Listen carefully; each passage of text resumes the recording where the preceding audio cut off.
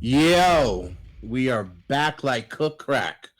Yes, folks, it is episode 7, Meeting of the GoldMinds, and we got a special one for you today. You guys know me. I am Born Rebel, aka Zen, the degenerate of this Purple and Gold Mine squad. I got the Poppy Chulo himself. He is here. He's not loved in New York, but he's loved everywhere else. Mr. Tony Vega at Ball Mojito. What's up, brother? What's on your PGM? What's up? What's on my PGM, bro? Send. So wait, let me no. Give me a second. Give me a second because what's in my PGM, it's like where is this? You had an amazing post. It kind of encapsulates what I'm still thinking of. It's Yes, basically read that post. there's multiples here. Sending purse to all the Knicks fans. If that's what you're depending on in your upcoming season, good luck with that. New York's forever. Yeah, that's a great one. And I think there's another one which you had, which again, epic. Send Brunson and Hart back to New York from the Philippines by bus. By bus. By bus, specifically by bus. By bus. Yes. You should be ashamed of yourself for exposing your hot garbage onto the world. Yeah. It's one thing. It's one thing to show to you the North America that hot garbage, but to expose that to the world and feel proud of yourself. Hey, New York, it's 50 years and counting. You guys fucking suck. Yeah, there's no Brunson top 3 spaces out there. There's no hyperbolic shit, but nah, it's good. I'm good. Good game. I'm on my high right now, so yeah, all good, man. Yeah, Jalen Brunson is not him, but you know who is him? It is our coach, our brother, the person with the Lakers tramp stamp tattoo, Mr. KB Brown at KBBRWN22 on X/Twitter. KB, what's up? I know you're just waking up, so hello, sunshine. What's on your PGM? Yep, just waking up. Was able to watch the full game of Team USA. Almost broke my television screen while cussing out Coach Kerr at the same time. You guys know that saying that Stephen A. Smith likes to say about New York, stand up. Well, New York, sit down. Because Jalen Brunson, we can see that your ass still can't play defense to this day and never will be able to. So that's why you got benched for the rest of the game. I think it was after the second or the third quarter. He didn't see an ounce of time on that court, and if he did, that's a disgrace. Coach Kerr, before we move on from me, just a little side note: never put Bi at the power forward position again. If you're going with scoring and you're going to run your point of attack through Ant-Man, then do that. But make sure you have Brunson on the bench, because the only person that knows how to play off ball like a smart basketball player that's an overall good player is Austin Reeves. So please stop the cat. Look, I'm just gonna say, I won't be surprised if Edwards and our guy Austin Reeves show up on the injury report for injured backs for carrying around those fucking Knicks. Amen. But we're gonna get into the game in a sec. We got a very special guest. All right, he is probably one of the biggest. He is the greatest receipt keeper in all of NBA Twitter. The trolling is like at a masterful level. He is the president of the George Karl Appreciation Club. This is Lakers Guru. You can follow him at Guru's Lakers on Twitter. Lakers Guru of Late Night LakeShow. He is a longtime Laker fan. We have him for episode 7. What's up, brother? How are you, man? Good to have you. Hey, man. Thanks for having me, y'all, man. Y'all got the energy going, right? Man, it feels good. I don't know if any of y'all in Cali or not, but waking up, with this hurricane watch and getting able to wake up to some basketball and see Austin Reeves play basketball. It's not too bad. I'm not going to complain much. I was complaining when Kerr had him out the game, but that's about it. I'm not going to complain too much more than that.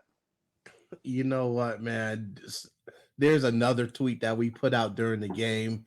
It's fire Steve Kerr and hire Jim Park. The Warriors are going to need that Jim Park offense. All right.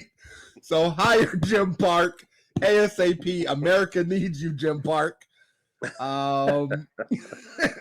But we are recording this on Sunday afternoon or Sunday morning, West Coast, right after the game just ended, USA versus Germany. It was a close one. It literally,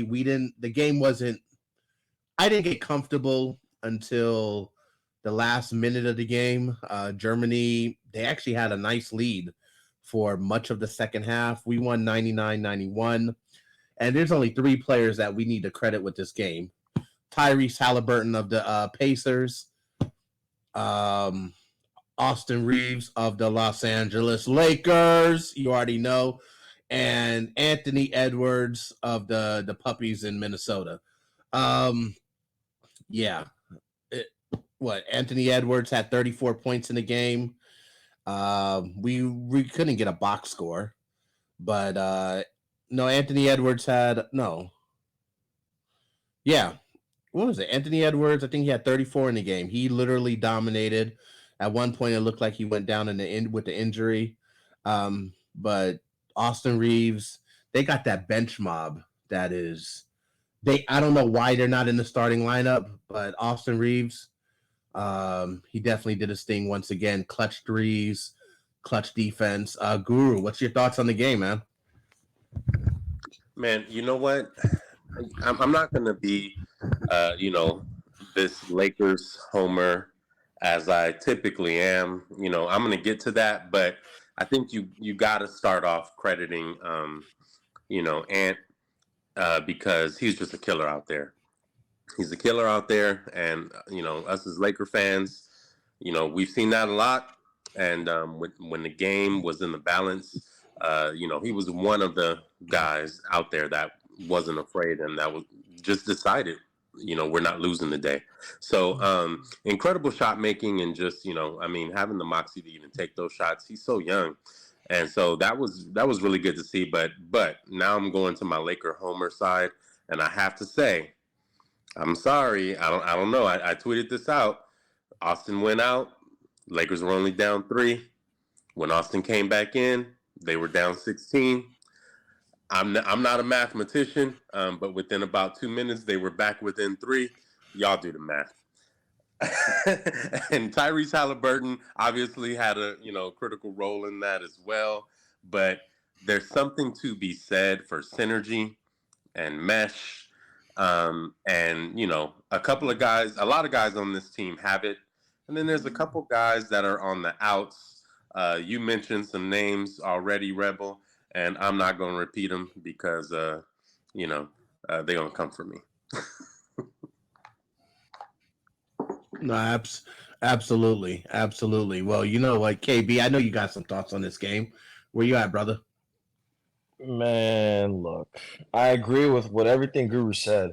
It's not the point that, that we were down by 15, 16. It's just rotations, like lineups. I don't understand how you're going to put Jalen Brunson and Brandon Ingram on the floor at the same time, because those are two ball-dominant players. Like, it makes zero sense to me, and they don't know how to play off ball. It doesn't make sense to me. Like I was saying before we even started the recording, if you're going to go with the all-scoring lineup, then do that. But if you're going to go with a point-of-attack offense, like they were going with Ant-Man because he was hot, and he was literally like leading the team, 34 points, I think, at the end of the game, if I'm not wrong, guys. If I stand corrected, please correct me. But you have to look at how the game's going. If you guys are running your offense through Ant-Man, okay, Brunson, you need to either cut to the basket or get off the floor. And I kind of think that's where they went to. They just subbed him off, which is perfectly fine. When they brought in Halliburton, at least he cut to the basket. When they had Austin Reeves knows how to play off ball because he plays with one of the greatest players, if not the greatest players of all time, in LeBron James. So he knows he has to be in his spots. And when he's open, he has to hit those shots. So I don't know. Like, it frustrated me because I don't know if this is Coach Kerr just doing this is the line we're just going to show them, and then when the actual, real games actually matter, I'm going to switch up the lineups, but that makes zero sense because I understand a lot of people think Brandon Ingram put on a lot of weight, but against these European basketball players, they don't call fouls as easily as they do in FIBA. They just don't, not in the NBA. So it's like, I don't know. It was frustrating watching BI play the four, but just get boxed out constantly, and you're just leaving JJJ, who's the biggest foul merchant in the NBA, on an island. So it's like it makes zero sense to me because when you put Paolo Banchero next to him, like another 6'10" guy, he has somewhat of like some kind of help. But yeah, it kind of just seemed like Coach Kerr. I don't know what they were doing, but yeah, don't have Brandon Ingram and Mikal Bridges out on the floor at the same time. Doesn't make sense to me. Yeah, like I said, Jim Park offense. It might. Exactly. He's the new D'Antoni. Um, Tony, we watched this game in playback. Yeah, hop in our playback sometime, people. Playback.tv/PGM Fan Cave. Tony, what were your thoughts on this game? It was a close one, man. It was a close one. They were, I think, down 16 at one point. It was not looking good. Uh, but yeah, when they inserted Halliburton and then just Anthony Edwards just dominated the game. He took over, and also kind of like it's this thing of Austin Reeves doing the little things, like the things that matter. Like I think he had a steal, and then that turned into a 3-point shot for I think it was Anthony Edwards or Halliburton. Like it's just again defense to offense. It's not rocket science. They do have to figure out the starting lineup. They really do. Like that. It's just a lot of ISO players. Way too many. Like they're like we know who Brandon Ingram is, but he's just not fitting well. Brunson again, we know who he is.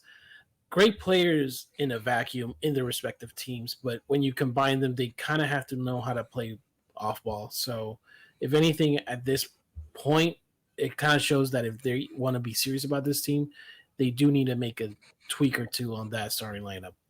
But other than that, yeah, rather than Jim Park, why not just put Eric Spoelstra? He's there. No, Jim Park. Jim Park. I'm just saying. I'm insane, but yeah. Other than that, it was a good game. It was very entertaining. Also, credit to Germany. Like France and Schroeder were on one. So yeah, and we know who Schroeder is. So there were points in the game that were like, well, if we're seeing the revenge game from Schroeder, it better be now than not in the season.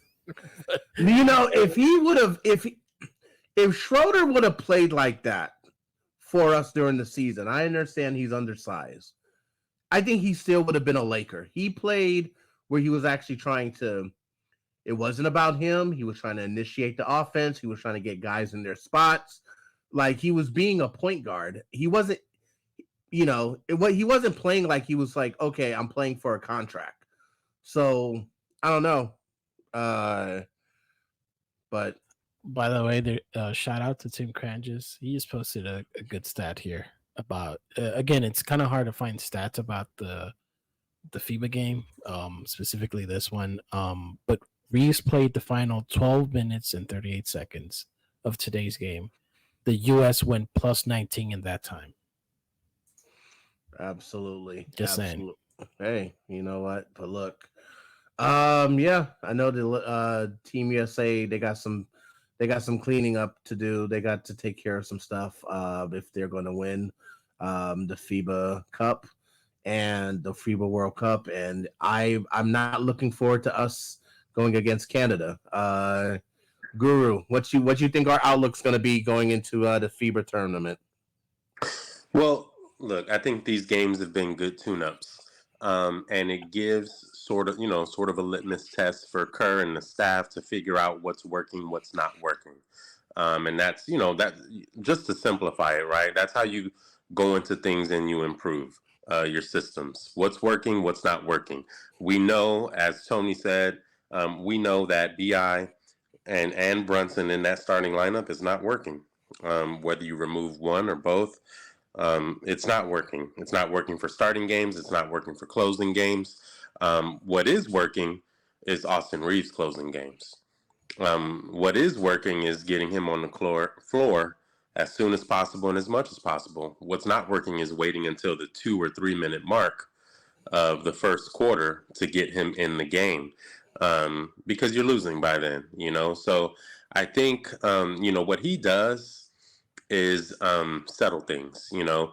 Again, just a different archetype of player, right? He's not a guy that's doing heavy ISO stuff, though he can, and it's improved. He's a guy that's he's just making the right play nonstop. You know, most times he's making the right play. There's a play that occurred in that first half, I believe. It didn't.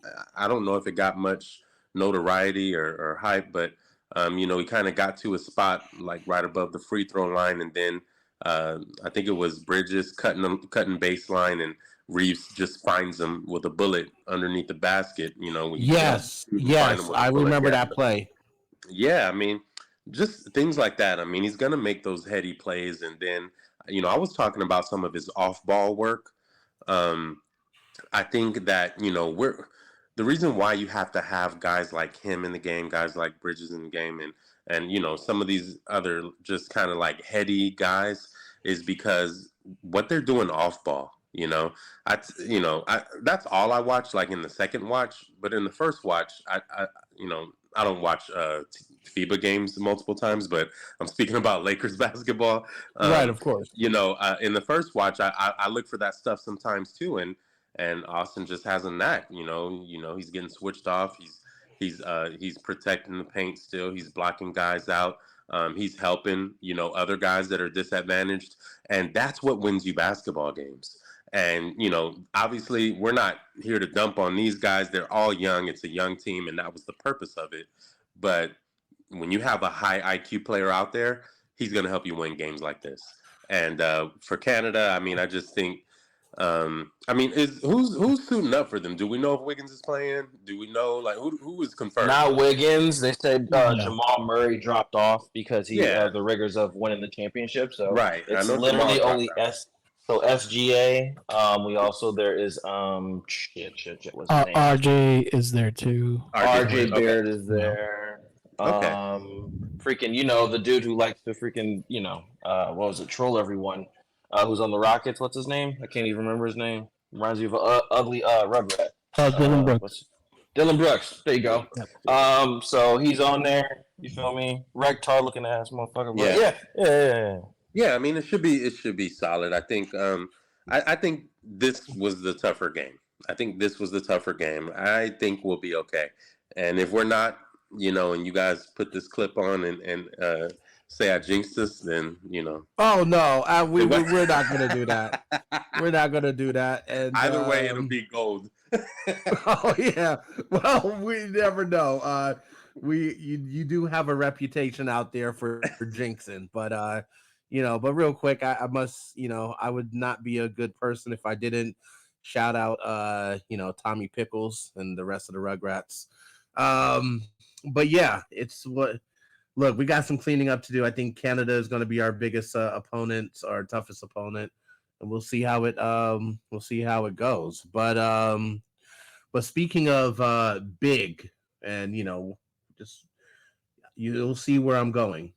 Speaking of big, we have to talk about James Harden, and the reason why I say speaking of big is because he already ordered that fat suit, and he got that Nutty Professor fat suit that that he's ordering. Mr. Four Trill Burgers himself. That was the news of the week. James Harden. He let it. It was he was in China doing some promotional work, and he let it be known he's not going to be part of any organization that Daryl Morey is a part of. This is straight from his mouth.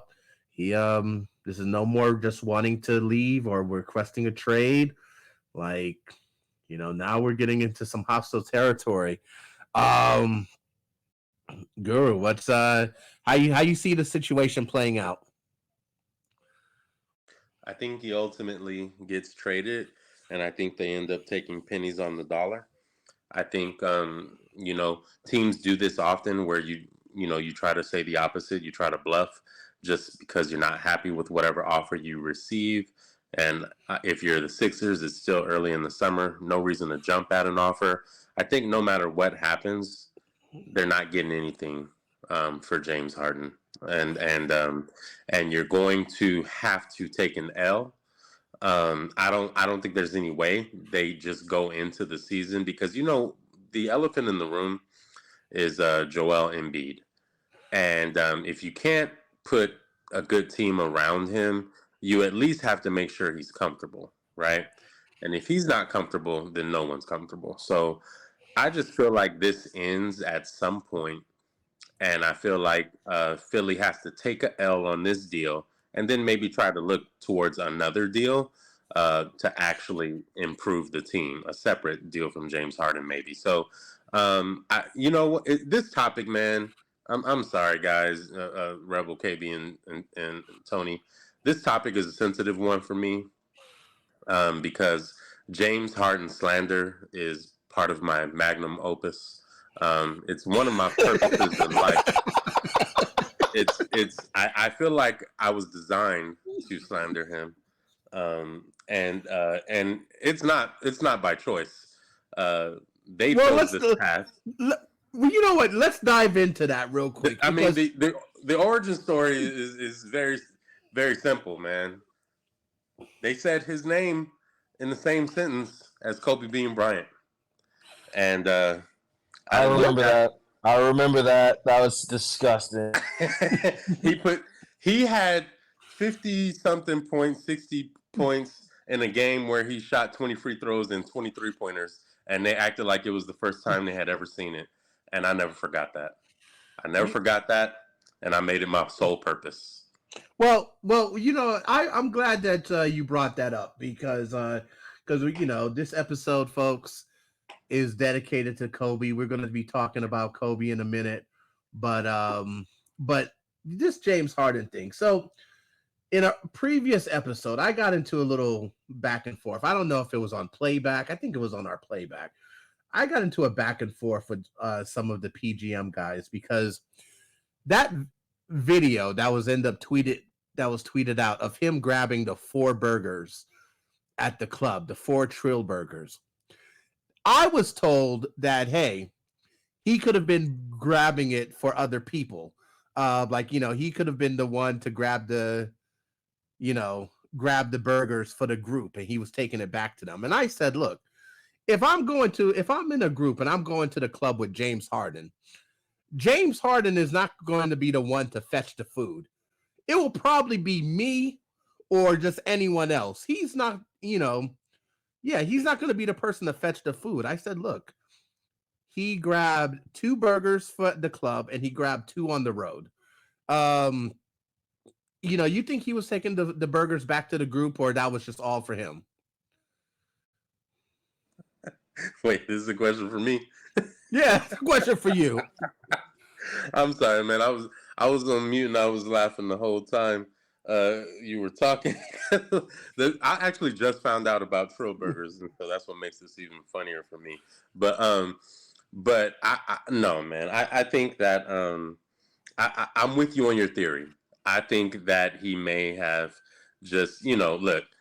I'm sorry, but I grew up and I had a bunch of black uncles and aunts at a barbecue or wherever there's food, and nobody just makes a plate for right then and there. Nobody. You're thinking about days ahead of feeding yourself. Absolutely. Absolutely.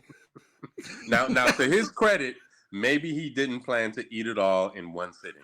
So we'll have to give him that. But there's no way. Those were all for him at one point or another. And I will say this to his defense. They are steak burgers. So, they're the ones that they're a little thinner than the average hamburger.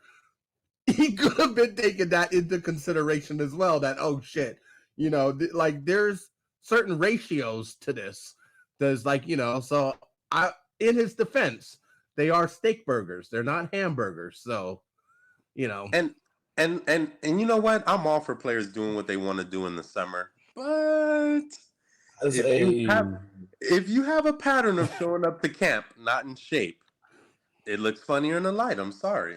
No, Guru, that's what I was gonna say. Like, I don't even agree with that most, to be honest. Like, during the off season, y'all need to be on a strict diet too. Maybe you have your 2-week vacation, or 3-week for like a month or something like that. But you still need to be on a regimen. Like for James Harden, as far as he has had too many fat suits in his career to even be like, I could take a day off. Nope, you can't. You just can't. It's nasty. He grabbed in that video. He grabbed what? 6 Trill burgers? No, he grabbed 4. disgusting. No, initially he grabbed 3. He grabbed 3, and then he thought about, I'm gonna get one more. He grabbed 3, so 3 wasn't enough. He thought, let me grab one more. So, but KB, but we've seen this episode before, right? I mean, we saw this when he was in Houston, and it took the Lakers going in with back-to-back sets. Right, and a no-look shot from LeBron James. But remember, he had not worked out or done anything in regards to his body at any point that year because he did not want to be there. He will absolutely do that again for Philly and come in and play half-ass and just not care. And what do they want? They want him to quit on live television like he did after we sent them packing? Yep. He's capable of this. So that's all I'm saying. Right. So my question leading up to that, and I'm pretty sure you're probably already going to go there, but for our CB, enthusiast and Tony, can he do what he did with the Houston Rockets and the Nets with this new CBA? So technically, James Harden hasn't shown up for training camp. He's always shown up. It's like Guru said, is how he's going to show up, like out of shape, not really caring, all of that. With the new CBA, you kind of can't do like the Ben Simmons route where it's like not show up. Because if you do that, then it's like, okay, well, you can get bought out, you can do all this, but doesn't mean you're going to sign out. You're going to sign to another team. So Harden has to play it correctly, and I think he's going to show out to training camp. It's going to be with a fat suit. It's just going to be with a fat suit and to, and hey, to Guru's credit to what he said about, do they need to move him? Yeah, they do need to move him. But the question now, like, this is how, and this is how messed up the Sixers situation is. They now have to move from that situation, pivot, and then please Embiid in the process. That's hard to do. That seems like an impossible task. It really does, because if you think about it, look at that roster. It looks worse than it did last year. And on top of that, you're taking away Harden. So depends on what you get. If you get pennies on the dollar, then it's like, what are you going to do in terms to make this a championship roster? At that point, you're closer to a rebuild than you are a championship level team or something of the sort. So Morey has really destroyed that team in my opinion, but yeah. I mean, do you guys think there's any way that Morey just kind of like gives it up? He gives up that extension? Is that kind of the way to fix this? You know what? I will say this.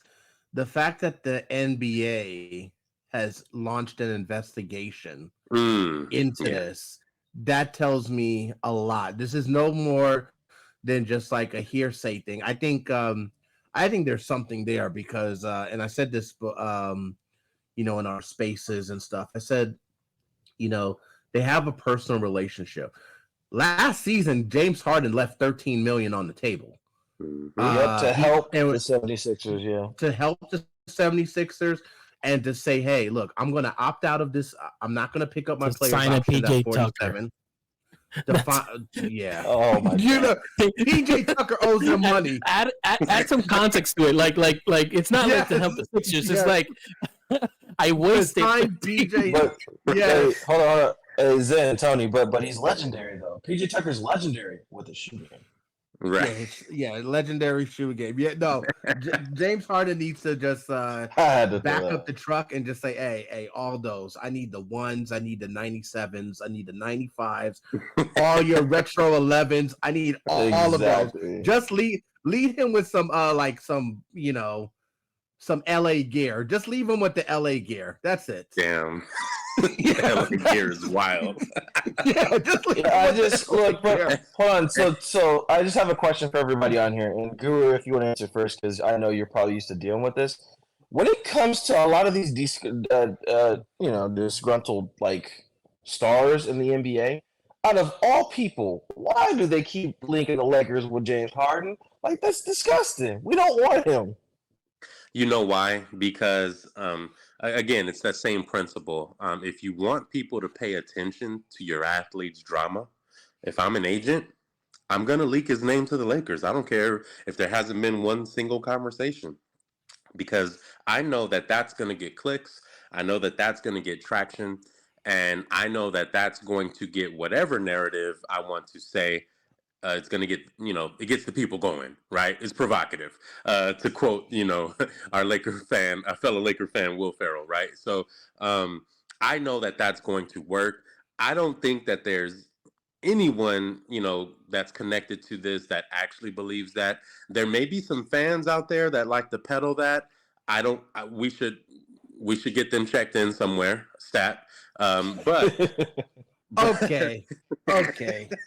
I gotta interject here. I am one of those. You're one of those no. Hey, respectfully, no. It's okay. It's okay. I'm 10 toes down. I'm gonna stand on it. Yes, based upon our current players at point guard, if it can work numbers wise, I would say bring in James Harden. There is nothing that D'Angelo Russell does that James Harden, like, he can't do anything better than James Harden. yeah. Crickets.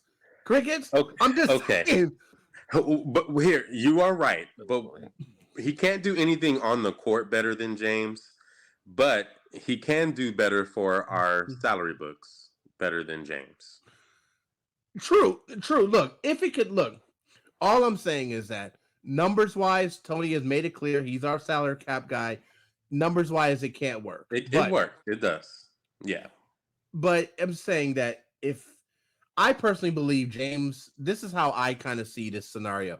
They got to keep Embiid happy. They like, that's their biggest thing. They got to keep him happy. I think James go to Portland. I think James go to Portland. They already drafted Dame Lillard's they already drafted Scoot. They already drafted Dame Lillard's replacement. That's why he won out of there. I think they trade him to Philly. You trade him to Philly, you keep Embiid happy. You trade James Harden to Portland. You're already in a rebuild. You signed Jeremy Grant to a big extension. You got Scoot, who now is your starting point guard. You buy James Harden out. You get that money off the books, and you're now in a rebuild. You got a Chauncey Billups, who a young coach who's going to develop the team. That would be perfect for him. And then all of a sudden, James Harden is on the buyout market. Like, I don't see it working with the Clippers. He wants to get back to LA. I don't see it working with the Clippers because you already have too many guards. It doesn't, like, that's not going to do anything for him. With the Lakers, it's just something to explore. And then he would be motivated. He'll be happy. And you say, hey, can we get a motivated James Harden for 4 months? Just saying. I've seen crazier things happen. Look, I mean, if he wants to come here on J.R. Ryder, Mitch Richmond type energy, like 2026 last hurrah to try to get a ring, but really doesn't play, Then okay. Well, we shall see. We shall see. Look, I already told. Look, there will be a video pretty soon. I'm going to Houston next month, and I am planning to walk up to the counter and say I need a James Harden special. Hopefully, they'll know what it is. Just need that James Harden special. You got to Now, video that, man. oh, I That will is definitely video that. nasty. Now, That here's is the thing. nasty. Now, here's the difference. Here's the difference. I do plan to share that James Harden special with another person or two. It wouldn't just be for me. So I just want that to clarify that, hey, we're going to get the James Harden special. So hopefully they'll know what that means. But yeah, so shout out to Trillburger. You guys should become sponsors soon with all that plug. But yeah, folks, we are here. This is episode 7. We are recording this on August 20th, 2023. And in 3 days, August 23rd, excuse me, Kobe Bean Bryant, it would have been his 45th birthday. If you're following us on Twitter at Purple GoldMinds, same thing for YouTube, Instagram, and Threads. You'll know that we have been doing a month-long tribute throughout the month of August to Kobe Bean Bryant. We have called it the month of Mamba. Even on our playback, we've been doing nightly watch parties. So yeah, we've been honoring his life, honoring his legacy. And so the fact that this week is going to be his birthday, also the day after 8/24, everyone knows that it's Kobe Bryant Day. We figured that, you know what, us as Laker fans, let's have an episode dedicated to him. Let's have an episode where we just talk about Kobe. We've talked about a lot of different things so far on this podcast, Meeting of the GoldMinds. But yeah, so that's why it was great that, we got Lakers Guru, being a lifelong Lakers fan, being a Kobe fan, taking it as an insult when a James Harden is brought up in the same sentence as Kobe. That's a no-no. So yeah. I guess let's start it off with Guru. What was the first time you heard about Kobe Bryant? Well, man, I'm me and Kobe are not too far apart on a lot of things, but Right. The only one I'll state on this podcast is we're not too far apart in age. So I remember like Kobe coming in to national fame. That was around the time that I had just got to high school. So the first preseason game, I remember he did a turnaround jumper. It looked just like how Michael Jordan did it, in the finals, the previous year, and he made it. And we were going crazy. I remember going to school the next day, and everybody talking about Kobe. Him going to prom with Brandy, that was a big thing out here. So, Absolutely. all that stuff. Yeah, all that stuff is stamped in my brain. So having somebody come in that young, so basically, you feel like you kind of grow up with them and go through life with them. So, him having a 20-year Lakers career, it's just, it goes beyond basketball at a certain point. So, yeah, man, I'm always down to talk about anything Kobe related, man. So whatever we get into, I'll probably have some input on. Absolutely. I think for me, KB, I know you were younger. Tony, you got into basketball a little later. I know for me, the first time I heard about Kobe, like my dad, he shout out to my pops. He would always make me read the newspaper, right? So I would have to read before I could read like the sports section, I had to read like other sections, the headlines or politics, whatever. Just practice. I was practice, my reading. And I first heard about Kobe. I had to be 9 years old.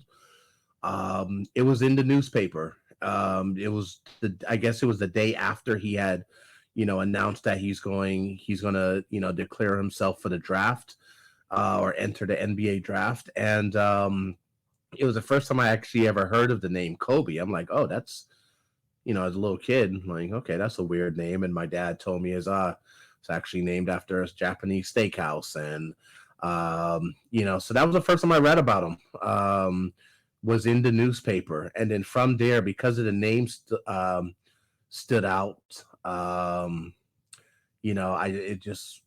paid attention to it. And then as a 9-year-old, I also had a big crush on Brandy. So I kind of hated on him for a little bit when it was just like, man, he went to prom. He went to prom with her. So that was always funny. But, you know, um, Kobe's part of that legendary 96 draft class. I call it the greatest draft class ever. Um, I used to have yeah. the news. You talk about newspaper rebel. I used to have Yeah. the clipping where it's Iverson had like the full front page of him like sitting in the chair. Yeah. And I saved that clipping for years. I saved it, and then it's like a smaller section dedicated to Kobe and the Lakers. But Iverson coming out of Georgetown was a big deal at that time too. So, deservingly so. People didn't really know how good Kobe would be at that time, but yeah, I remember all that. It's kind of stamped in my mind. Absolutely. Like this draft class, just to drop a few names for people that have forgotten. Allen Iverson, number one. Then you had Steve Nash. You had Sharif Abdur-Rahim. Uh, Look him up, folks. Ray Allen. You got Zadrunas Ilgauskas. You had Stephon Marbury, Jermaine O'Neal, Paige Stojakovic, Antoine Walker. Ben Wallace wasn't even drafted, but he wasn't even drafted, but he ended up winning, was it 3 or 4 defensive players of the years, and of course a title in '04 over us. You also had Marcus Camby in this draft. Um, and when it's all said and done, Kobe is proven to be the best player out of that draft, and he got drafted. Are we talking about the 96, right? 96 Mhm. draft. Yeah, we also had Steve Nash at Yep. 15. We had, bro, like it's, yeah, it was a big, yeah. Yeah, I would take that draft class over anyone. Oh, most definitely. Huge draft class. And like Zim, like you were saying, same thing with Guru. Like I came in learning about Kobe. I think when Kobe, like when they won their first chip, I was like in the 3rd grade. So it was just like I just started looking at the Lakers. I used to watch really just ties back into story with my grandfather, RIP. He used to watch the clip, old classic Larry Bird versus Magic Johnson battles. So watching those games, I learned so much about the Lakers' history, rivalry with Boston. It's always fuck Boston. Let's remember that. And just what it means to be an actual fan of the Lakers. And I didn't, once I truly started getting into basketball, it's kind of funny because it happened right when I moved in with my father, when I moved to Florida.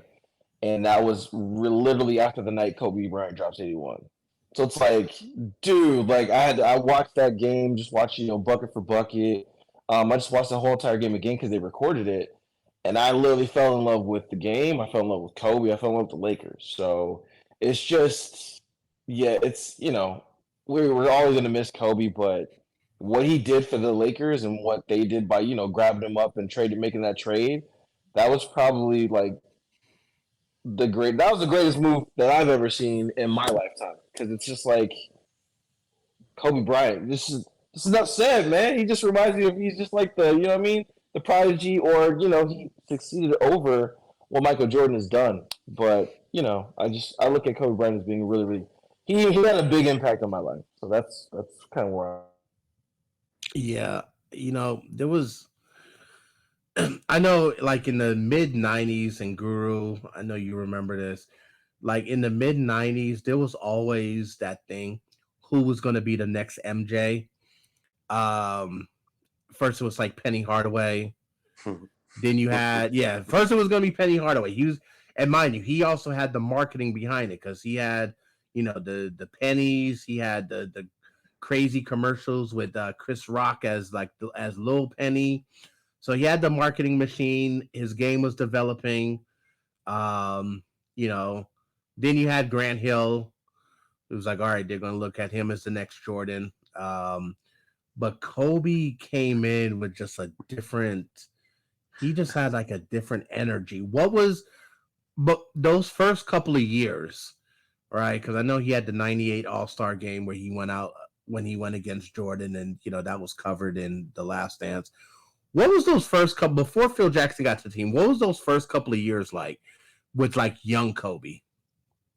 Man, well, first of all, you can't say, the bit about the next Jordans. You can't do that without referencing.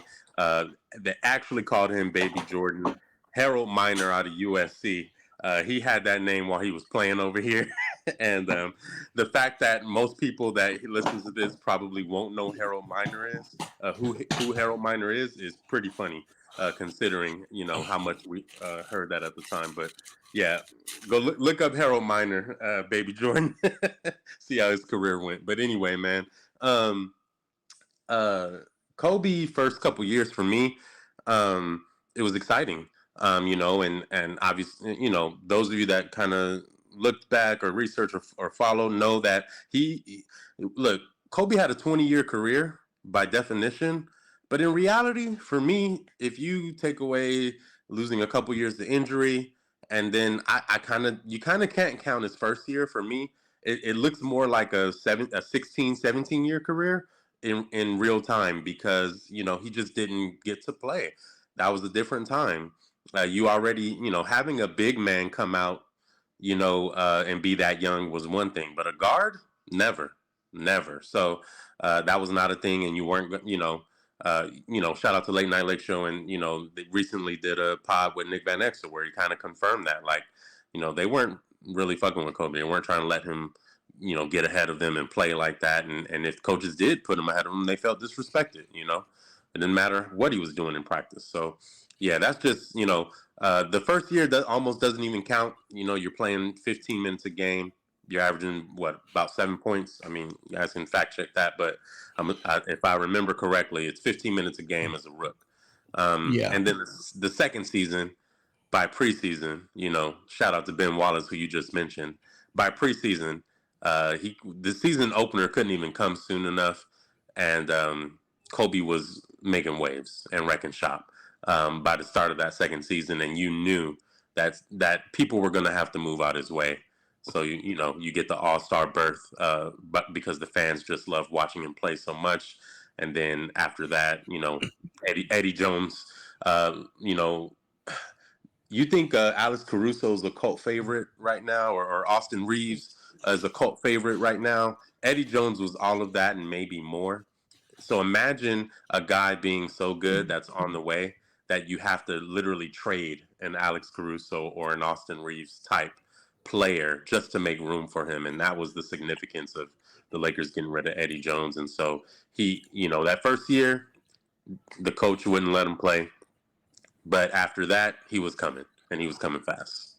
Yeah, it is crazy that a person who scored 81 points in a game averaged 8.2 points in his rookie season. That's just that is just that's just crazy. But like you said, he didn't get the opportunity.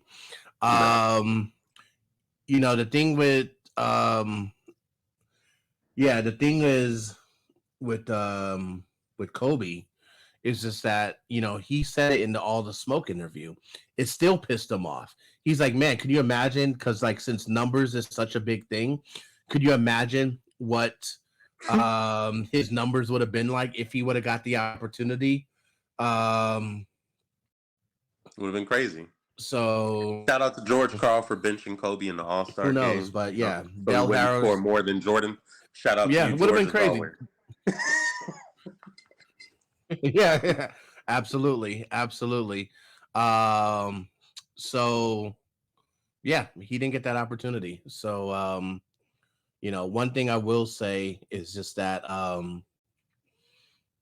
Kobe, he had this belief, even when he was not getting the opportunity, he had this belief in himself that was just relentless.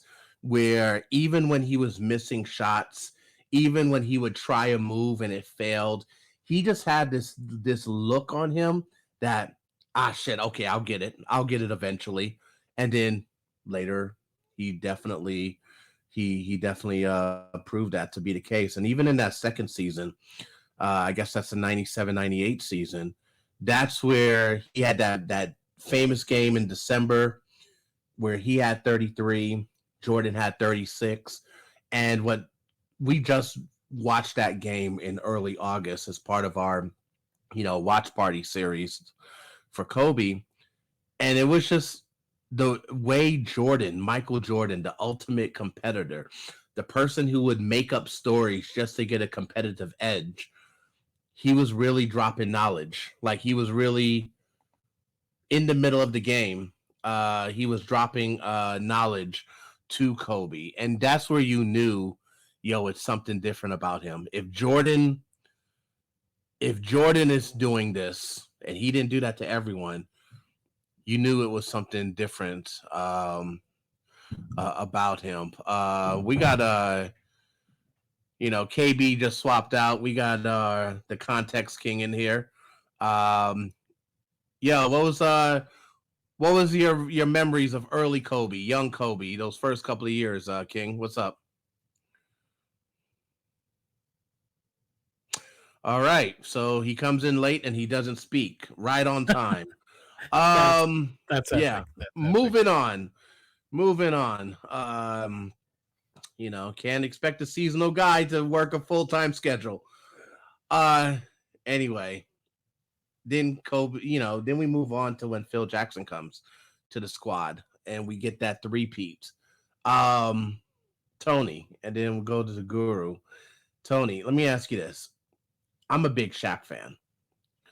I say Shaq had the best 3-year stretch, I will say, of any player in the history of the league. Do you think Kobe gets enough credit for those first 3 championships? that is a good one. I think that's so. If we look back at it, like I feel like rookie was like Kobe was still looked at like a rookie to a certain sense. Like he was like he has something to prove, but Shaq's dominance and mind you, like he was doing movies, he was embracing the Hollywood culture. To a certain point, like at that time, at least I remember the focus was like it was on Shaq, like the unstoppable force. But then if you look at the box score, if you look at the game, if you look closely, like it's the combination. It's that 1-2, like the Shaq and Kobe. And yeah, it, those championships can't be won without either one of those. Like that's how good they were. Like it's just the combination of them. And Kobe was showing us something special. To be honest, like at the age of 22, just for that first championship, and I have it here for that first championship. Do you care? Do you care? Think of like what did he average? What, maybe know. like what, 22? No, Kobe averaged 15 around 15 in that first finals, and it's so funny because people bring this up a lot, and people forget that he actually was injured on purpose, like a few minutes into one of those games, missed a whole another game, like basically I think played like maybe less than 10 minutes in one of those games to kind of throw the average off. But no, you're right. I mean, Shaq, not to steal your point, but Shaq was, obviously just dominating. But there's one caveat of that I would like to point out. But Of course. I'll let you finish your point. No, go ahead. Go ahead. Go ahead. Oh, no. So, just in terms of consistency, right? Shaq's role is obviously that consistent force, and the Lakers are there. But make no mistake about it, any close game throughout any playoff series in that three-peat run, in the fourth quarter, Lakers abandoned the triangle, and they put the ball in Kobe Bryant's hands. And whether Shaq was finishing the play or Kobe was finishing the play himself, that's how they won when the game was hanging in the balance. They put the ball in his hands. And then even, people kind of redact what happens even before you get to the finals. Those Western Conference series against the Spurs, and Spurs and Kings at that time, those were harder than the finals.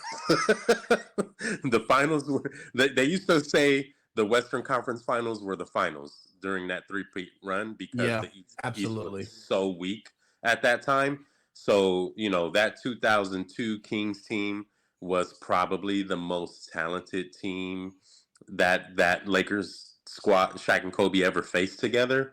And I mean, people don't remember Kobe being the one to call Shaq in the middle of the night before Game 7. They're going on the road to Sacramento to say, "Hey, let's make history," to get the big fella up and motivated before the game. That stuff doesn't last the test of time, but that's what actually happened in real time. Kobe is the one up in the middle of the night thinking about this game to the point where he calls Shaq and tells them, "Hey, let's go make history tomorrow." And they do. They go on the road and win Game 7 in overtime, I believe. So, all that stuff matters, and you kind of just had to be there to know the exact significance and weight of what it was that, the box score may or may not give you. But not to take anything away from Shaq. Man, Shaq was cold game, and there just wasn't any other players like him that could, they used to keep four 7-footers on the roster for him. So, because there was like 24 fouls. 24 fouls. 24 fouls for Shaq is what you needed. Absolutely. What? This is my favorite era of Kobe. From about 2000 or end of 99 2000 season to about 2002. This is my favorite era of Kobe because it was just like he had the confidence in himself to be great, but he still didn't put it all together. Like he was still learning, but he knew he would get there, but he wasn't there yet. So, and there was times that you just saw some flashes of greatness. And the thing is, I will say that he provided a perfect balance to Shaq. Because of Shaq's size, you can also say, physical condition. But the way Shaq was like, look, because you had a team full of veterans, B. Shaw, Ron Harper, you had Horace Grant for a year, Glenn Rice, the first championship. You had these guys, Rick Fox as well, Robert Horry, that it was like, hey, we'll just turn it on in the playoffs. But it was actually Kobe that was just like, nah, let's play hard every night. So, you had that one game against the Warriors, his first 50-point game. He scored 51 in a duel against Antoine Jameson. Now, the Warriors did win that game, but we're not in that game if it wasn't for Kobe. So he definitely provided a balance to the squad because, I think if it wasn't for Kobe, the Lakers could have ended up looking like the Miami Heat after that first championship. Like when the Heat won in 06 and Shaq, and then on ring night, they lost by 40 to the Bulls. If if there wasn't a Kobe Bryant on the squad to keep everyone pushing, keep everyone motivated, and then also outworking everyone, it would have been ugly. I don't think there would have been a three-peat. Obviously, Shaq was doing his business. He was crazy, but Kobe was needed. He was necessary. You know, I mean, think about it this way. Look at the team. Look at the construction, and especially that first team. That's one of the few teams in what 20 years since then that 2000 team that was what ranked 20th in defense or 20 something, and they actually won a championship. Like that's like it was all due to basically the offensive juggernaut of that combination of Kobe and Shaq. But it's like Shaq had his dominance, but right there next to him it was Kobe at age 22 doing that. Like that's special, man. Like that's the thing that people kind of don't acknowledge. Like at 22, and you're technically right there on par with that dominant force of nature that is Shaq. Yeah, Tony. Because what stands out to me is again, Shaq just consistent over and over again, right? But then in terms of actually taking over a game with flurries, with a barrage, the types of plays that absolutely demoralize teams. Kobe's been doing that since he was 20 years old. He was doing that at you know how we see what Ant did today at his young age. That was normal for Kobe, and so the average obviously doesn't look sexy at that age when Shaq is option one. It's going to be in the low 20s, whatnot, all that stuff. But when it was winning time, again, when it was time to win the game, this guy did this to over and over again, man. I'll never forget Mother's Day 2001.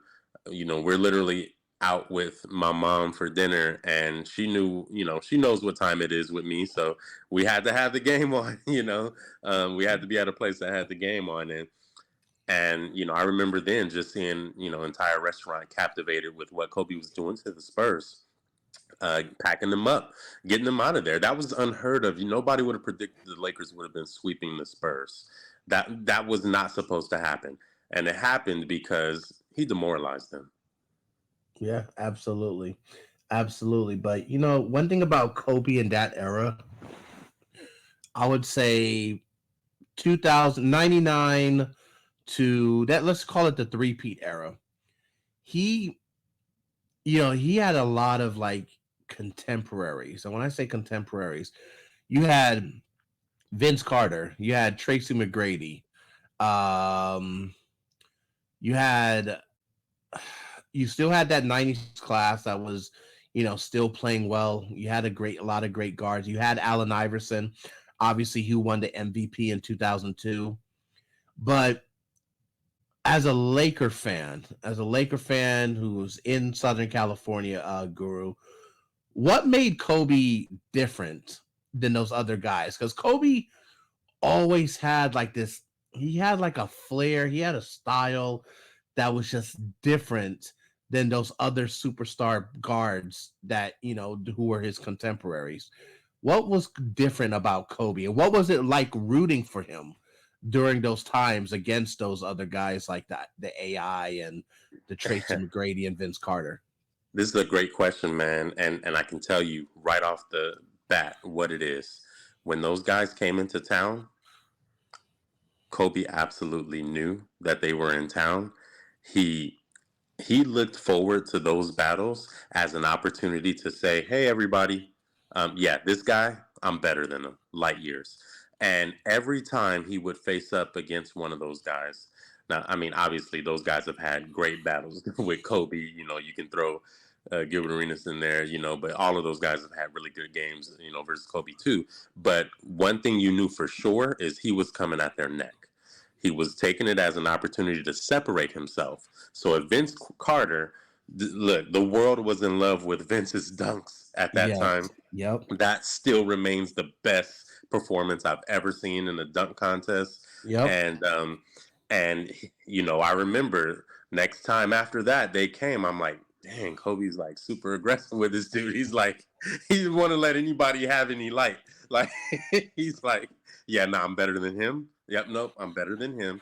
None of these guys are like me. And that's what I remember what it was like rooting for him. It was not, what we see currently, where like everybody's kind of like, just cool and hyping each other up and gassing each other. Like, I love that too. Don't get it twisted. But at that time, Kobe, nah. If those dudes were coming in staples, um, he took it as an opportunity to let the world know that they were not on his level, and even if it was only in his mind. Yeah, absolutely, absolutely. The thing is about Kobe is that Kobe and you can say you can put this on like him growing up in Italy. He almost had like a European flair like about him. Like he had this this unique, I'm going to say, aura about him that was different from other players. Like even the way he moved on the court, even with his sneakers, like the original Kobe's for Adidas. Even the fact that he spoke Italian, he just had a different flair about him, and it was this supreme confidence that even when AI was winning an MVP, Vince Carter was winning the dunk contest and half man, half amazing. People forget Vince Carter was so popular, folks, that he got more All-Star votes than Michael Jordan. Um, and people like don't sleep on Vince Carter. There was a period of time when Vince Carter, you could argue that he was the most popular player in the NBA. And I'm not saying best, but I'm saying most popular. And Kobe, you're right, Guru. He just had this confidence that it was like, look, you may make more money, you may be on more covers for magazines or covers on a video game. But yeah, when we go head up, when we're matched up against each other, I'm gonna bust your ass. And yeah, it was just this competitive, but it was very subtle with it. And it's like he knew It his wasn't time was disrespectful at coming. all. It wasn't disrespectful. It wasn't disrespectful. It was more so like a challenge that Yeah. what, I need to get to that level. And it was almost like a checklist. Like, okay, I gotta, he had his goals. Okay, I gotta, Tracy McGrady has his own team. I gotta show that I'm better than him. I gotta show I have better than him. And this was a period of time when it was so heavy at the two guard, you know. It was so heavy at the two guard. It was a lot of great young guards, and then even between the small forward and the shooting guard position, you mentioned Gilbert Arenas. He was a hybrid. Mhm. He had his battles against Gilbert Arenas, and let's not forget that also during this time, Jordan had came back for those 2 seasons, and he Right. straight up gave Jordan the business. He dropped 55 on him. He Who dropped gets 55 up? on Jordan. Who gets up for a 40-year-old Jordan? Only Yeah, Kobe. it's like elder abuse, man. It was straight Right. up There was no elder abuse. reason to, man. Like nothing to prove there, no reason to. But he made himself get up for it. It's crazy, man. Like I haven't seen anybody do that consistently with anybody that gets put, you know, alongside them. Just he's trying to kill, no matter who it is, trying to kill. Absolutely, absolutely. And after the three peats, I think after the three-peat, that '03 season, it was like the Lakers, they really had, you could tell that they were getting tired. That was a rough regular season for them. But then when they lost to the Spurs in '03 in the playoffs, that was the first time I saw an athlete cry, at least on the sidelines. I remember him sitting on the bench crying that they had lost. He was not satisfied that they, hey, we already won 3 straight. He was crying. That was like, I've never seen an athlete take a loss. At least that was the first time I saw an athlete take a loss so hard. You know, and most guys would have been cool. They would have rested on their laurels, like, hey, we already won 3. But that was just that competitive fire with him that I don't I remember that mean, one of one. but shout out to Derek Fisher. That was the Yeah. first athlete. that I actually saw crying in the bench. Yeah. Yeah, it was Kobe and Derek, right? Yeah, it was Yeah. them too. Yeah, they were both crying. Yeah. And for some reason, Yeah. I remember more Derek Fisher than The image of Bryant. Derek is that one's etched in my mind too, Tony. Yeah, absolutely. But you know what? If we're not necessarily looking at it as a timeline because he has a 20-year career, but then the season after that, 03-04, the Lakers revamped, and they got Karl Malone, they got Gary Payton, who was both past their prime, but it was like, hey, it was a win now squad. Kobe went through some personal stuff off the court. We're not getting into that. We're not getting into that. He was never convicted of anything. But one thing he did do that following season was that 03-04 season. He kept the Lakers alive. Like the way he would literally come in like Superman, arrive to the game late, and just like he was taking out his frustrations and anger to that basketball court. I remember the game against the Nuggets. He comes through, he comes to the game, end of the first quarter, enters the game. He didn't shoot that well, but he hits a game-winning shot, I think, over Melo. What was it like? What was it like that 03-04 season, Guru? Because it was a very heavy season for the Lakers. Like a lot of drama going on. But what was it like for that season with Kobe and everything? Yeah, the stuff with Malone in real time that didn't stick out to me. I feel like that. I feel like I was either too young or maybe most of it just came out later.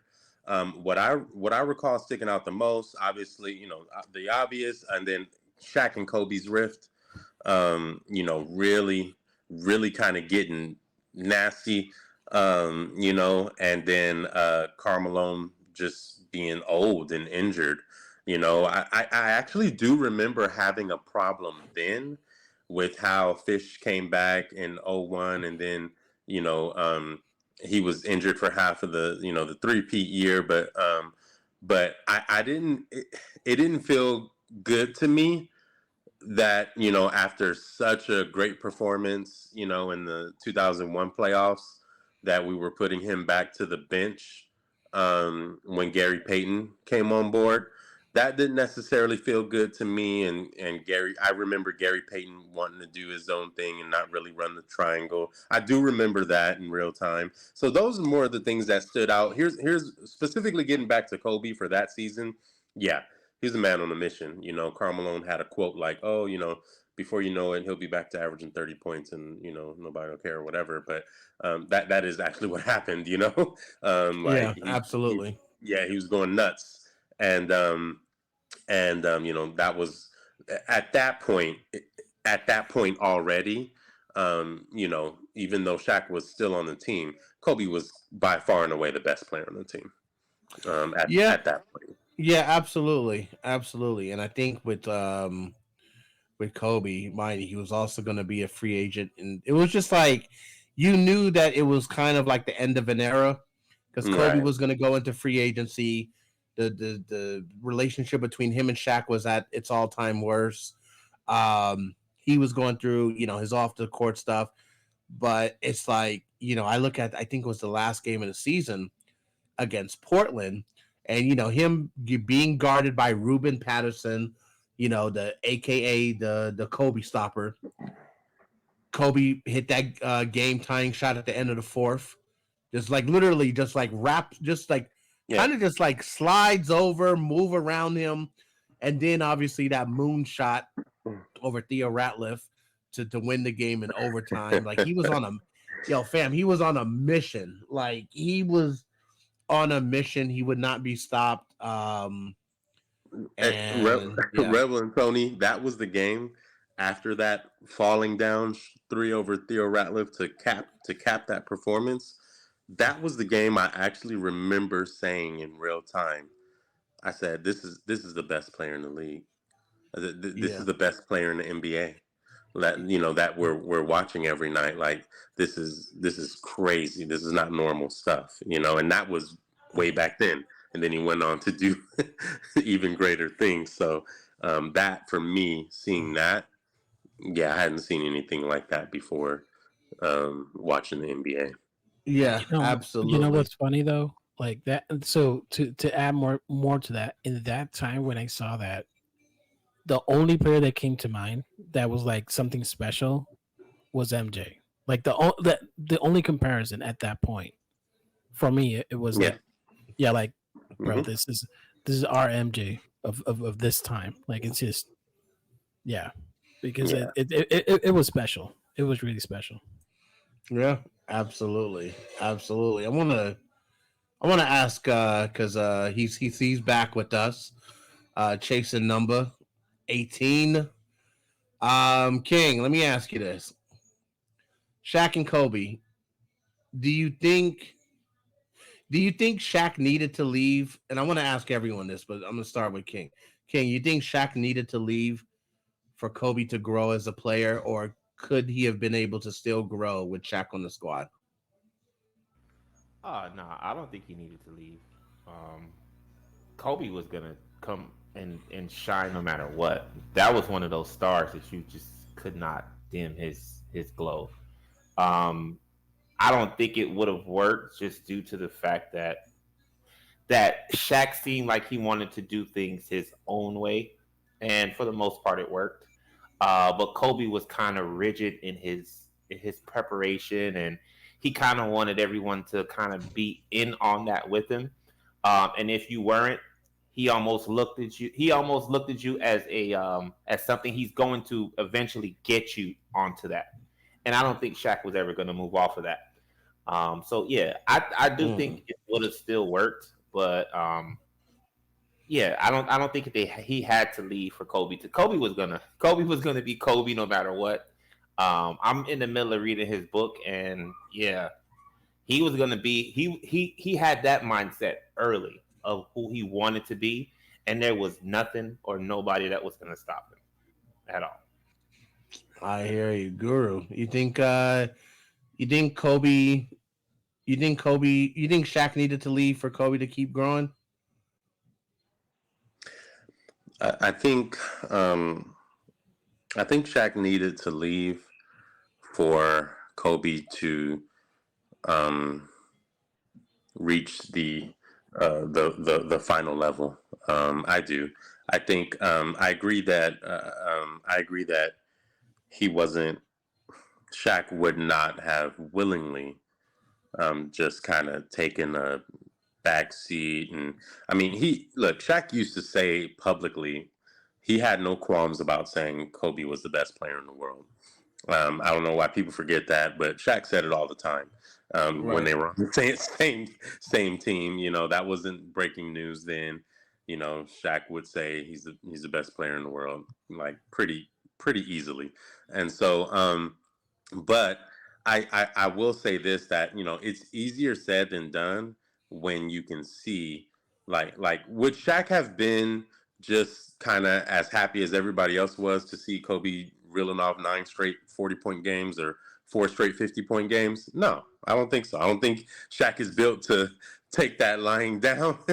I think that Shaq, he could have, him having to go to different teams humbled him.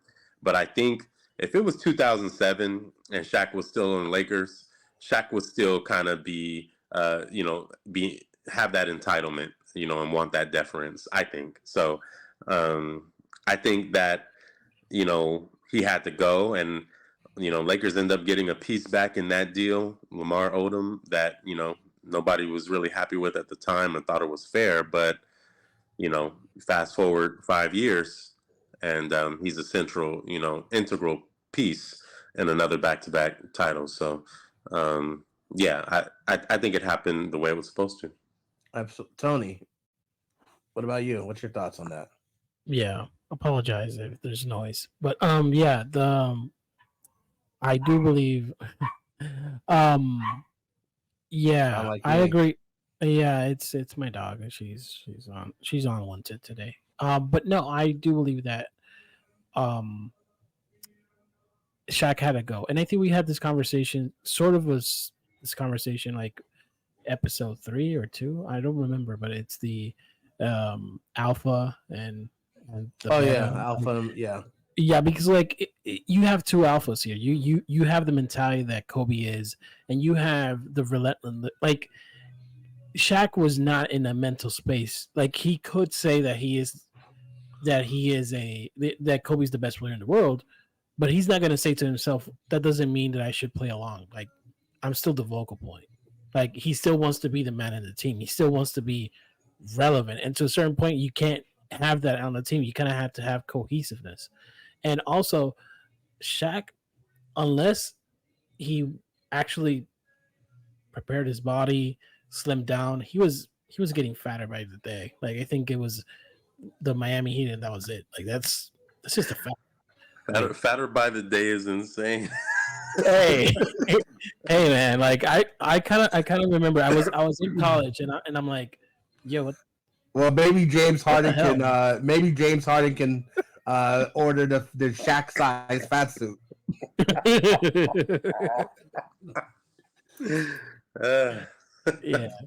Yeah, but that's the. You're right, Tony. You're right. He was not trimming that body fat down unless Pat Riley made him.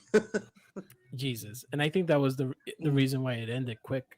I mean, he started to get injured, and I think it only lasted two years in Miami. Then he was I want to say 3.5.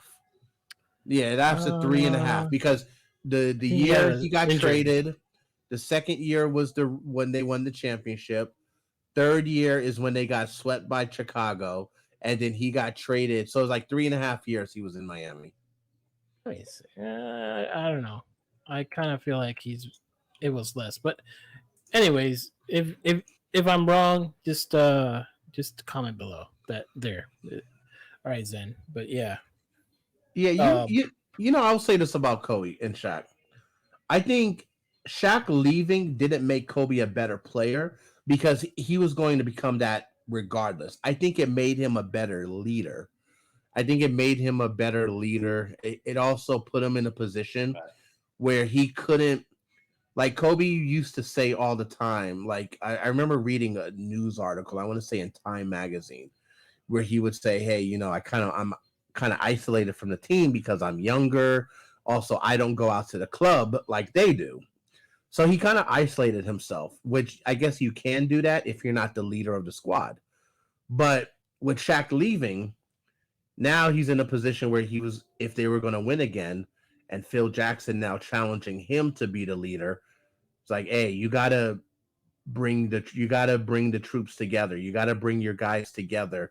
And I think that's where Kobe got better as a leader, not a player, which it's important because we've seen some great players that they don't have leadership skills. And I think that's where I don't think that would have happened had Shaq stayed, or it would have been delayed, because we knew Shaq was going to retire before Kobe or be done before Kobe. But yeah, that's where I say it was necessary for Shaq to leave. What happened? What'd you say about Kevin Durant? Oh! I thought you asked me something about Kevin Durant. My bad. I misheard you. Sorry. Hey, let me see. Let me do this magic trick. I see it work once. Let me see if it happened. Kevin Durant is not top 5. Damn, he didn't show up. Okay. Yes, if you know. If you know, shout out to Low. And then I will say this. What is it? It's October 26th or October 28th. I think October 26th. That's our first game against the Phoenix Suns. Yep. Yeah. So all right. Well, we'll see. I have a question then. Mm-hmm. Because like that is so after the Shaq era, right? Basically, there was a lull, right? There was 2005, 6, and then the infamous 2007. And I kind of wanted to hit. I kind of wanted to hit on that point because, like, you said, like what made him be better as a leader, but I also think like whatever happened in 2007 actually kind of because when I look at Kobe, I look like he's hungry. He's hungry to be a champion. Like, I want to win. I want to win now. And that dynamic that happened in 2007 when he asked for a trade, I feel like that was like, you just imagine if that would have gone sideways. Well, I'm going to say this, and I want to rewind for a second. So Shaq is gone. Now, I'm going to be very open about this. I'm glad that we have Lakers Guru here. We got King here.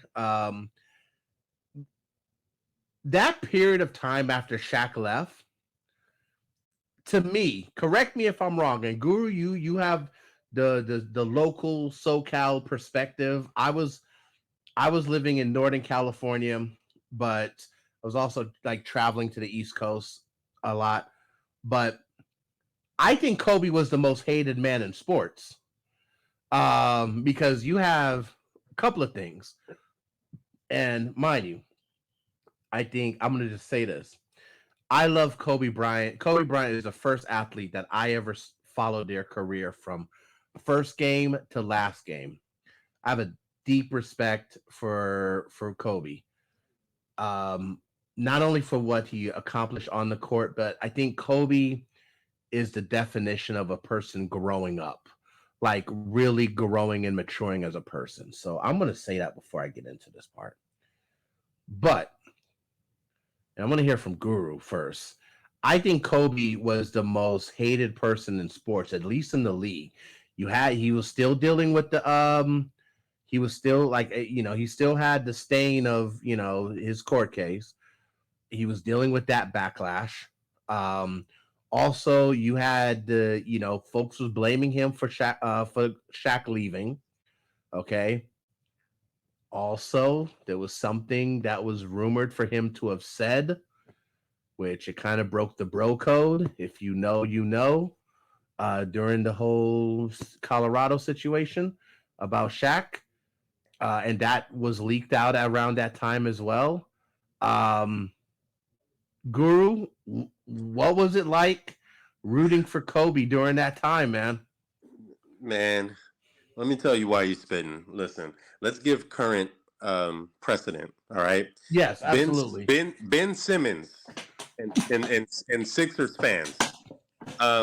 Kobe went through that worse and ate the shit and came out better. Air balls in the playoffs as the youngest player on the team, not one or two air balls, not three. Four air balls, and then with the game hanging in the balance, right? After the Jazz been whooping your ass for the better part, and then you have a chance to have that finals matchup with Michael Jordan on the line, right? Ben Simmons, that whole not shooting thing or not making the shot, not being able to be counted on in the playoffs, Kobe went through that, ate it. This, who else was the other thing?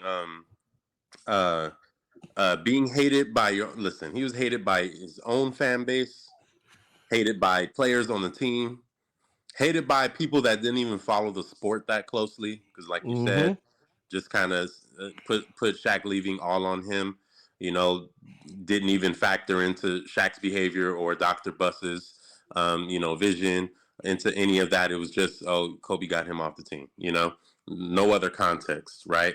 That was the thing. And I remember, you mentioned the whole investigation thing with Shaq and what he said and all that stuff.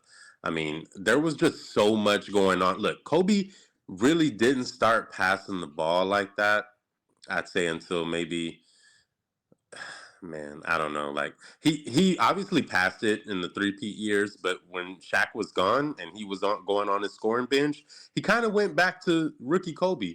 He kind of went back to gunning nonstop, and like, these guys suck, so I'm gonna shoot that motherfucker every time.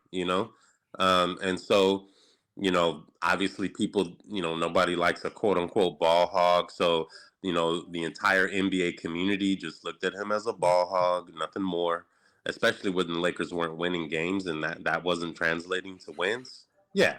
you know and then you got him, yes, as I feel the biggest Kobe fan that exists. Yes, I have no problem saying I have seen Kobe trick off entire quarters to prove a point. Yes, I have seen it. He Yeah, did it. absolutely. It was just like, no, like, oh, you don't want me to shoot? Okay, Right. you go ahead and shoot. But look, Yeah, to prematurity our Kobe younger fans, absolutely to did our that. You're right, Rebel. Prematurity Kobe absolutely absolutely, trick off games. exactly. It's like nah. I'm gonna like. It's like almost like he started a timer, and was like, I'm not shooting for the next 20 minutes. Right. You guys got it. Y'all can win. You- Y'all can win. Y'all got it. Go ahead. Yeah, coach, Y'all give me this got it, motherfucker. yes, Give me this. absolutely. It's 5 minutes left. It's 5 minutes left. All right, you want to win? Give me the damn ball then, and I'll do it exactly. in 5 minutes. Exactly. It was like, wait, hold on. I got 10, 5, 4, 3. Okay, I'll start shooting. It was almost like he Right. did that. But look, to our younger fans, the younger listeners, when you have a reputation of shooting a lot, when just imagine you playing a pickup game on the schoolyard or at the gym. If you're double team and you like just toss the ball up, everyone knows. You just say Kobe. Like if you shoot the ball and they say your name, that's when you know you have the reputation. There's not one basketball court in this country that someone has not yelled his name after just while throwing up just like an improbable shot. Just not one court. I don't care if it's in Venice Beach or Miami Beach or Rucker Park. There's not one court in this country that someone has not yelled Kobe. I will say this for the sake of transparency, and then we get to King. During that, when Shaq got traded, I'm sorry, folks. I was Team Shaq. I was there was a 2-year period that I rooted for Miami. I was a like, lot of people left with Shaq. A lot of people. I left with. That got redacted for sure. A lot of people left with Shaq and started rooting for Miami and wearing Wade jerseys and all of that. Yep. Come on, man. You remember that Christmas game? It was a home game for the Lakers. Home game for the Lakers. And I'm telling you, there wasn't many people rooting for Miami Heat and Shaq. Dwayne Wade ended up taking over that game. But King, you have an interesting perspective. You were living in Miami. You was living in Miami during that time. How did people look at Shaq and Kobe, or Shaq when there was no longer a duo? But how did they look at Kobe from Miami at that time? The same way everybody else did. They say he ran Shaq out of town. He's a snitch. All of this. That's all you were hearing, and they were happy.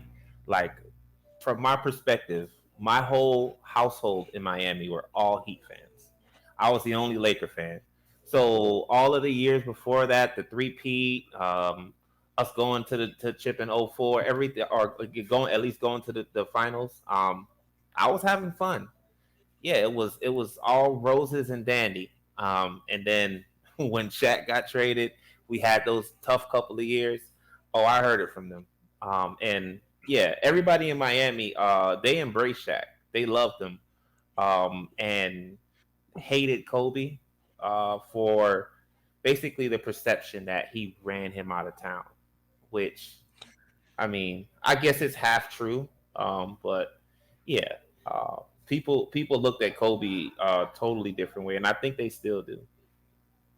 Absolutely. I got a few more questions, and we're gonna start wrapping this up in the next 15. But I want to ask you guys to start with Tony. The 81-point game. What's your memory of that game, Tony?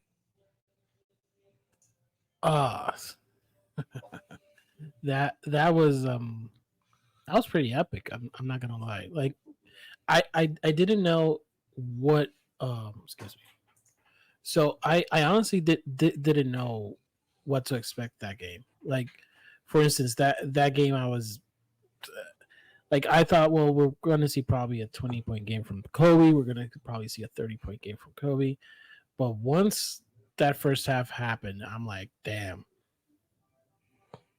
Like it I don't know, man. Like, it's a sensation. Like, it's basically goosebumps. It's like, even saying it now, it kind of like gives you like that feeling like, bro, what are we watching here? Like, and yeah, it's this thing where he's that term, the immovable object. Yeah. Yeah, like an unstoppable force and movable object. That he was an unstoppable force, and he was an immovable object. Like, he was like, I'm not gonna lose this.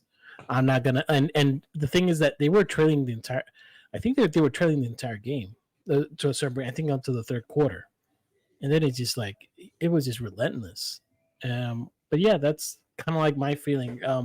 It was weird because, like, again, this stretch of Kobe, like, I had to look at it. It was rare few times I had to look at it in terms of like real life, like watching it live. I had to rewatch it many times. So it's like, but it's pretty epic. I'm not gonna lie. It Absolutely. was it was pretty epic. Absolutely. I was living in Pasadena, that 81-point game. I believe it was on a Sunday. I remember just going out to lunch with someone and then got back. And it was like, oh, Kobe has 50 early in the third, and it was like, what? And then just seeing the second half of that game, it's just like, whoa, and like that's when I came back. That's when I came back. It was like, okay, I'm starting to like you again, Kobe. Not all the way. I'm starting to like you again. Guru, where were you? 81-point game. What's your memory of that? Where were you? And what's your thoughts on that game? You know what? No one's ever asked me this, and I feel like I was going to go into it on a Spaces at one point, but I don't think I ever did get a chance to. Hmm. This is so interesting. I don't know if I've ever said this live. I did not see Kobe's 81-point game live. Okay. I actually missed that game. And Uh, I don't remember where I was or what I was doing. I I'm going to go out on a limb and say I may have had a commitment that I had to do, like at a local church. I think I was at a church service um on Sunday evening, and I get home. I remember getting home around like 9 or so, or maybe eight yeah, thirty game would nine. have been over by then because it was an early game. Well, okay, it must have been like 8:30 then. I know there was a few minutes left. Okay. Um, the biggest Laker hater that I know, oh, that I knew at that time, the biggest Laker hater that I knew at that time, always used to give me shit because he was a Jordan fan and a Bulls fan. Calls me with the utmost as excited as you will ever hear a Laker fan or a Kobe Bryant fan be. He was that excited as a hater. Man, are you watching this? Are you watching this? And I'm like, what? What's going on? He's like, oh my god. He's like, Kobe got 77 points. I said, you're lying. And I turned on the game, like literally just to see the end, and I could not believe that I missed this. And obviously, since then, I've watched that game about 10 times, if not more. But that in real time, that's what was happening. I had to do something else that evening. We were horrible that year already. Yep. So, Chris Mim. you never would think that something like that is going to happen on a random Sunday night versus the Raptors. So I just remember being double booked. I didn't watch the game. I was tired, and then the biggest hater that I knew called There my you line, go. I think literally sounding like a fangirl in prime fangirl mode. It was beautiful actually. That made it worth it. that is funny. No, that's when Kobe started turning around a lot of the haters. That particular night. I want to King, where were you? I probably was at like well, that was in '06, right? Mm-hmm. Yeah, I was probably at like a ale house or something. Um, and yeah, that was surreal. That's the emotion I would say. It was a surreal moment where it was like you almost watching it. It almost reminds me of like LeBron's when he passed Kareem. It's like you're watching this and you're like, damn, is this really happening? Because he just was scoring and scoring and scoring, and at some point you're like, all right, he's gonna start missing now because yeah, he's made too many, and it's like nope, 50, 60. All right, he's gonna start passing. Some Chris Mim or Smush Park is about to get some buckets. Nope, 70, 80. It's like yo, okay. Yeah, So yeah, it was a surreal moment for me, like just watching him continue to score, and pretty much like you said, turn the haters back into people who, I think everybody always respected him, but like just started back to appreciate Kobe. absolutely, absolutely. Guru, is Kobe the greatest Laker? Easily, easily. Yeah, Yeah, there's nothing close there.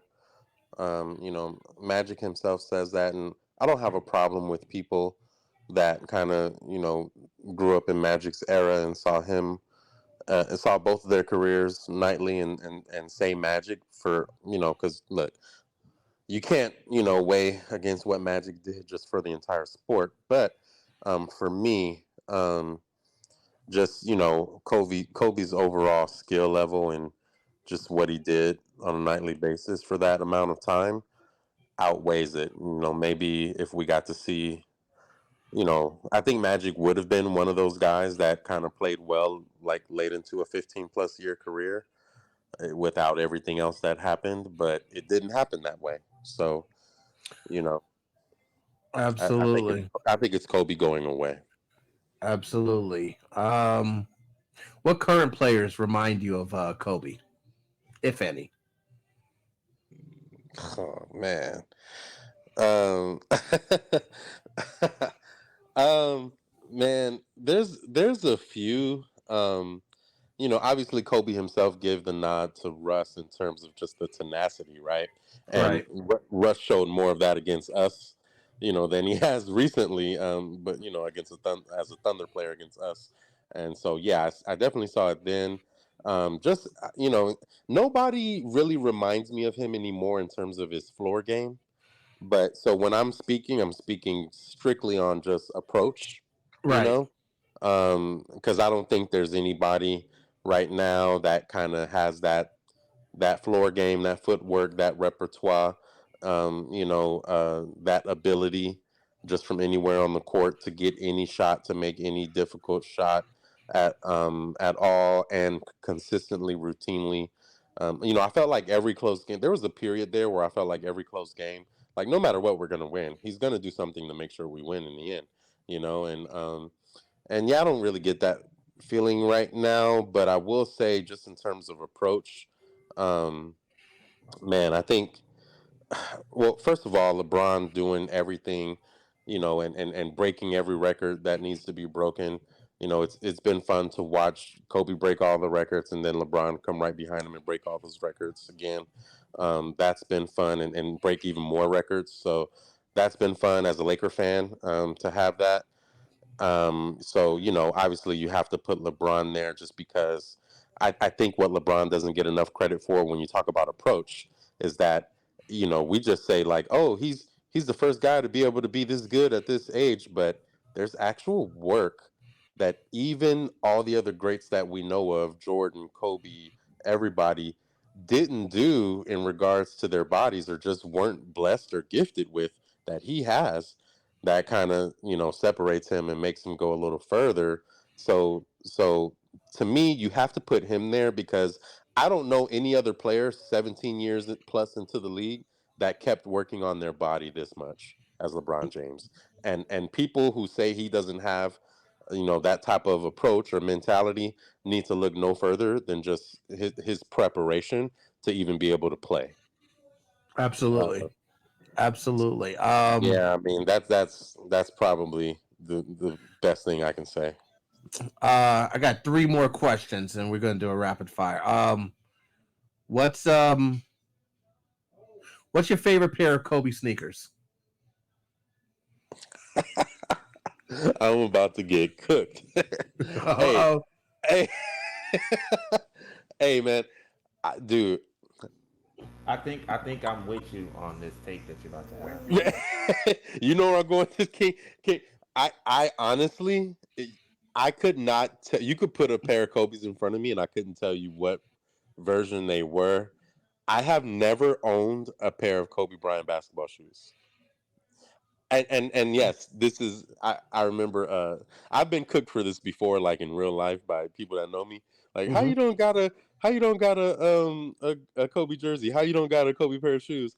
And for whatever, that's just not how I ever chose to express like what Your I felt about fandom. it.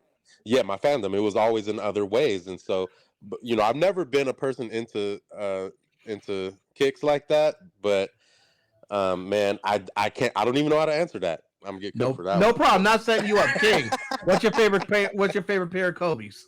I only had one pair of Kobe's, and like Guru said, I can't tell you if they're fours, fives, protos. I don't know.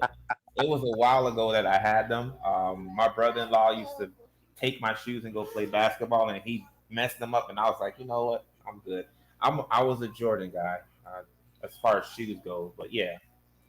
Now I like the Grinches. That's probably would be the shoe that I go get.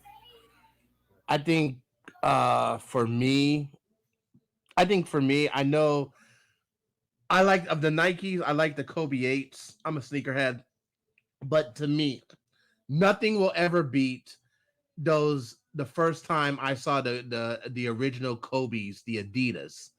Um, to me, that was always it. I think maybe because it's The ones nostalgia that to look me as a kid. the ones that look like the space boots. Yes, the ones that look like the spaceship. It was just something different, and it always stood out to me. Especially like the white ones. The white ones was just like, oh man, like I love those. I think it's always unique. I think with the Nike Kobe's, they were great for on the court, but they didn't really necessarily stand out. So that was always my issue with them. But last Kobe question, then we got another fun question afterwards. Guru, what's Kobe's legacy? I think his legacy is. I mean, I think his legacy is definitely one of the greatest to ever lace him up all time. And for me, I don't mind saying, he's the greatest player that my eyes have ever seen watch on a nightly basis. I've never seen anybody that can do the things on a basketball court that he can do or that he did. And so for me, his legacy is not only just one of the greatest of all time, but then I think his story is, just one of the most improved, like, uh, people, like off court, um, of all time as well, because, there was a lot of negative personality stuff at an early age. And he kind of has shed that, for the most part, kind of shed that. And, you go into fatherhood and everything else that we kind of saw before his passing. And all the teammates that come out now and say what they say, it wasn't like that at first. He had to earn that later in his career, and I think he did that. And so um, he's definitely he's definitely the greatest Laker of all time. Tony, what's Kobe's legacy? Uh, I think probably top. Yeah, I think it's in my opinion, he's like all time top five. Like that's just where I have it, and it could be, you can have whatever you have, but looking at what he has to go through his career, what he did on the floor, it's just it's legendary, and I think his and to answer the question, really, it's the mental aspect, the mama mentality. Like I think that's just it's ingrained now in basically every Laker fan, every player out there that wants to win a championship, who wants to be an alpha. I think they have that. So yeah, I think his legacy is gonna be his work ethic. It's gonna be what it took to basically be that great. So yeah.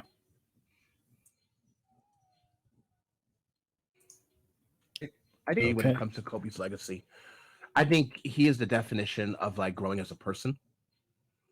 Um, and yeah, he's a definition of growing as a person. He didn't. This is a person that he went from 8 minutes. I mean, averaging 8 points in his rookie year to scoring 81 points. A person that was standoffish and kind of a loner to ultimately becoming the OG for the future generations. I think his last tweet that he ever posted really represents him in a lot of ways, where it was pretty much showing love to the next generation, but also saying the importance of pushing the game forward. I think Kobe Bryant left the game of basketball in a better place than when he first entered the game. Um, I would also say with Kobe, he just continued to grow as a person, never settling. He was a person that he didn't go to college. He went straight from high school to the pros, but he always had an emphasis on learning your craft and educating yourself. This is a person that was fluent in multiple languages.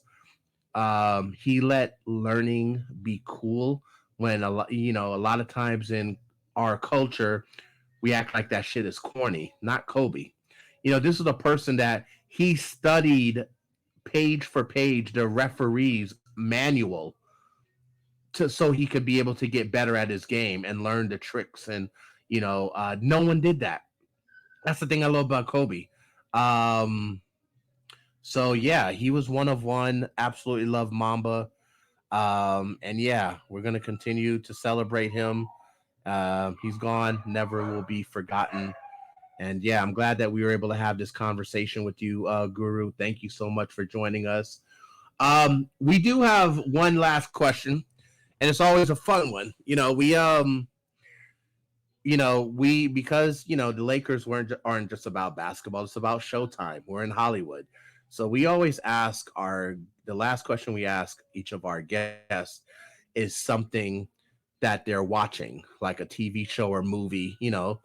With the writer strike, there's a whole bunch of shows that we can catch up on our watch list on the different streaming platforms. But I want to do something a little different for you. Um, in Hollywood, there's we're kind of going through a period in Hollywood where there's like endless like remakes and reboots of movies and shows. So if you could pick a buddy comedy movie that you and George Karl could star in, what movie would you guys do? That's a good question. Oh man.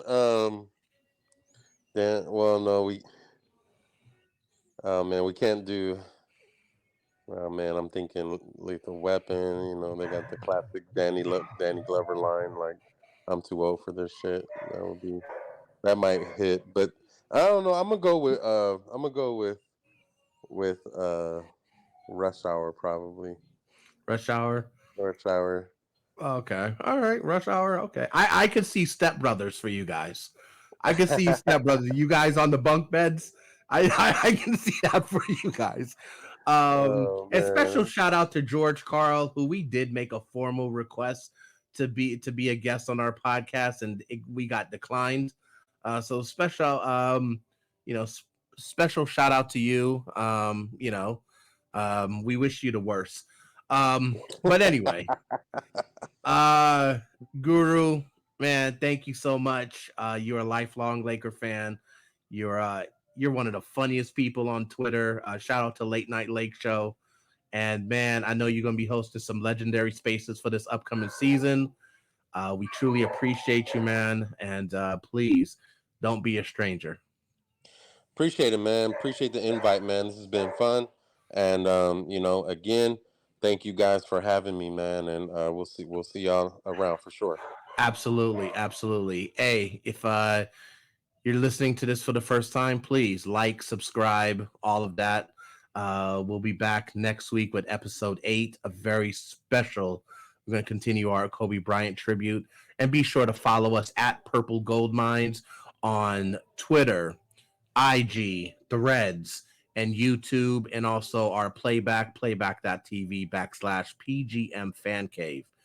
This has been one hell of an episode. Mamba, we love you. We're out.